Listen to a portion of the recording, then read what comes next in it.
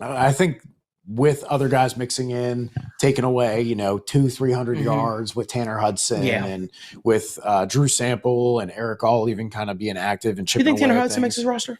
Yeah. I think everybody likes him. I think so. So you're cutting McLachlan? I think McLachlan right now is the cut, or they keep 5 tight ends because of what we talked about earlier. I think he'd get claimed. I think Tyson Anderson and Jalen Davis are more on the roster bubble than any of those tight ends, except for maybe McLachlan.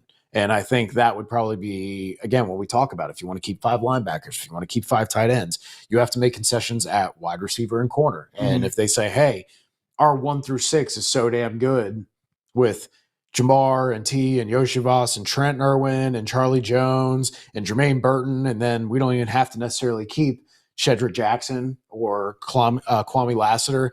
If they look at the safety room and say, hey, we've got Deshaun Anthony who can really back things up. We've already got 4 good safeties. We've got Dax who also has slot safety versatility, corner safety versatility. Maybe we don't need to keep Tyson Anderson. Maybe we don't need to keep Jalen Davis because Josh Newton can also fit in the slot. Now you free up the 2 spots for them on the roster. So I don't say that as like to be surprising. I say that as someone who sees that Tanner Hudson is your automatic Mike Gesicki replacement, right? If something happens to Mike Gesicki, who is your wide receiver slot tight end hybrid guy, right? If Drew Sample goes down, you have Eric All, right? If Gesicki goes down, Eric All can catch passes. He's not exactly that build. And everyone just keeps seeming to say, Tanner Hudson's always in the right place. Tanner Hudson's always catching everything that's thrown his way. And I feel like that comfortability and the fact that he worked his way through, did well with the season, you always kind of lean toward the incumbent, right? It's familiar, it's comfortable. And so when I look at all that, that's what just makes me think Tanner Hudson makes the roster. But again, just going back, deep tight end room, tight end's already kind of not an afterthought in the offense, but I would say at least the 3rd or 4th target on the team. And again, I feel like either high concentration of targets or it's going to be a special, unique game plan game where you'll be able to say, hey, their linebacker room is really, really bad against tight ends. Cardinals, Raiders, they're 2 of the teams that have been the worst against tight ends in recent years. Maybe you have those very obvious fantasy matchups where you say 32nd in the league against tight ends. They give up tight end touchdowns every week. Just go ahead and start them.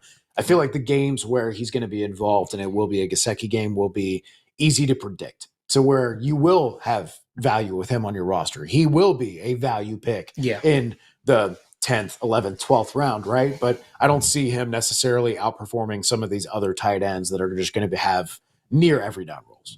Yeah.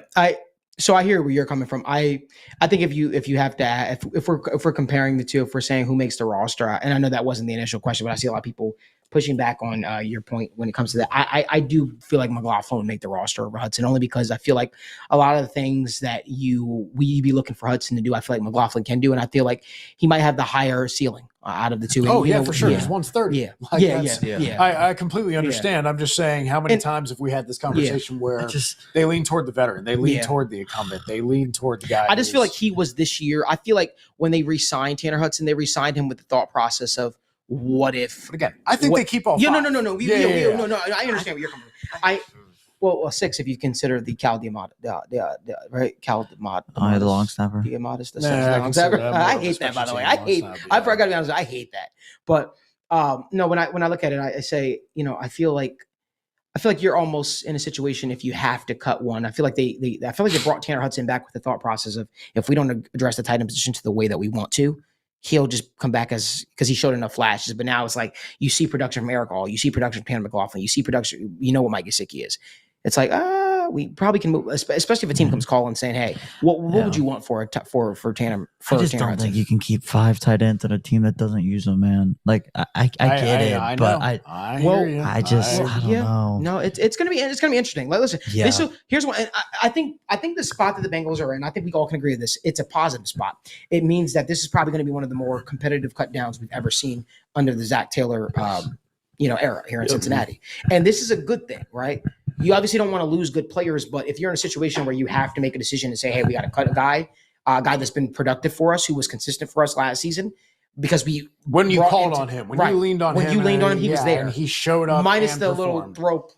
Remember that play? That was abysmal. That was Tyler Wood.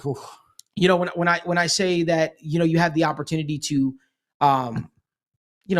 replace a guy who did give you solid production when you did call on him. This is a good spot to be in.